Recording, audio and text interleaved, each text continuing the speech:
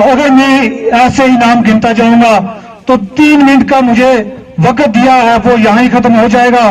तो मैं सिर्फ दो शेर आपके सामने रख के यहाँ से रुखसत हो जाऊंगा, क्योंकि शराज अजली साहब ने तकरीर के लिहाज से या आपको वाकफियत करवाने के लिहाज से कोई कमी बकाया नहीं छोड़ी जो दूसरा आदमी कह सके। लेकिन मैं सिर्फ 2 अशार मैंने खुद लिखे हैं, वो आपके सामने रखूंगा और यहाँ से रुखसत हो जाऊंगा।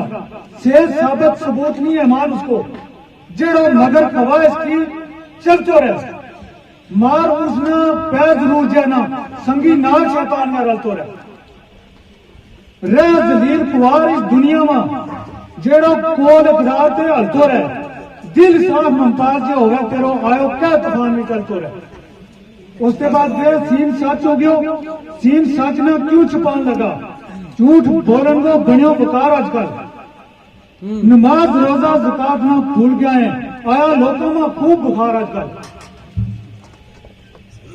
फेसबुक से व्हाट्सएप चल गया, सूदी अरब तोड़ी जोड़े तार आजकल, तोबा इस जमाना ते मुमताज कहना सुने एक दसना में चार आजकल।